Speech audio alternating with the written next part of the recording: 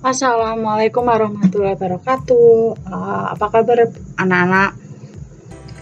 Baik, untuk pembelajaran bahasa Indonesia kali ini via virtual, yaitu via video, karena Bu Nadia belum bisa menemani kalian untuk belajar bahasa Indonesia pertemuan hari ini. Baik, untuk bahasa Indonesia kali ini kita belajar menyimpulkan teks diskusi. Yang sebelumnya kita sudah belajar pro dan kontra, membedakan antara pro dan kontra. Oke, baik. Yang pertama adalah menentukan isi teks diskusi. Kalau menentukan isi teks diskusi, kembali lagi yaitu kita mengambil secara garis besar atau inti sari teks tersebut.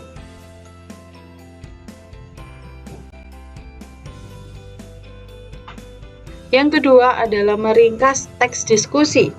Nah, untuk meringkas teks diskusi ini, langkah-langkahnya yaitu ada 3. Yang pertama adalah kita membaca teks diskusi dengan seksama. Yang kedua adalah kita menentukan gagasan pokok setiap paragraf.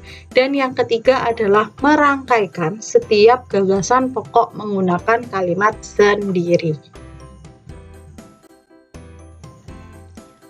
Selanjutnya yaitu menyimpulkan isi teks diskusi.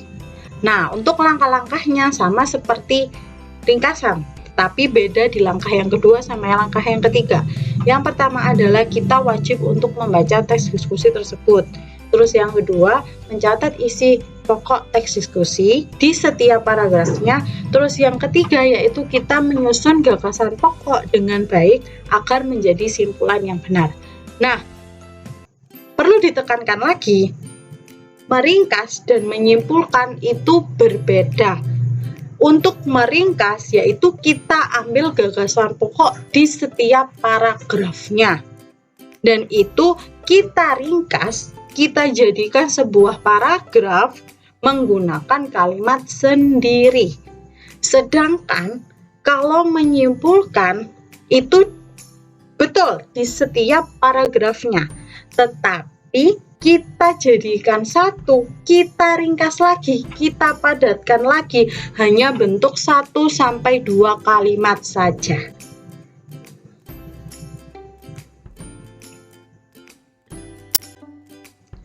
Nah, Bu Nadia bakal tekankan lagi yang kalimat persetujuan pro dan kontra. Kalimat persetujuan pro dan kontra diambil dari kalimat pernyataan yang dilontarkan seseorang dalam bentuk tulisan. Biasanya ditandai dengan kalimat langsung. Masih ingat kan teman-teman? Kalimat langsung biasanya adalah ditandai dengan tanda petik 2 di atas. Dan kata kerjanya itu menggunakan mengatakan, mengungkapkan, menyebutkan, menjelaskan, atau dan sebagainya.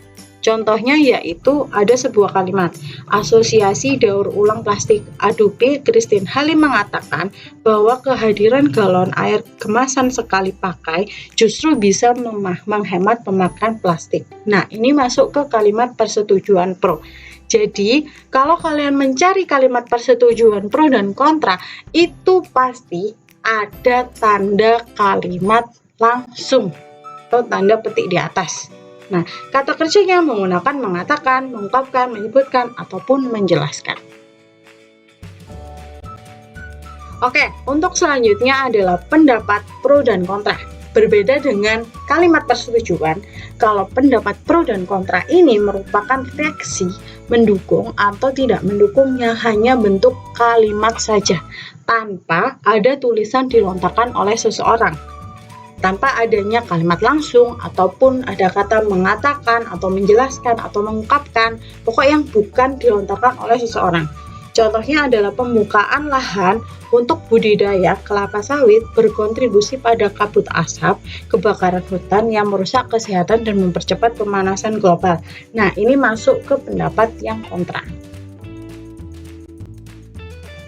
Nah, sebagai tugas tambahan untuk kalian, tadi sudah Bu Nadia jelasin, silakan dikerjakan uji kompetensi 2 bahasa Indonesia, tulis di buku tulisnya masing-masing. Setelah itu silakan difoto dan dimasukkan ke link yang sudah Bu Nadia kasih kode batang tersebut. Oke baik, sebelumnya terima kasih buat teman-teman atas perhatiannya, semoga paham, nanti bakal Bu Nadia jelasin lagi di pertemuan hari Senin. Saya akhiri, wassalamualaikum warahmatullahi wabarakatuh.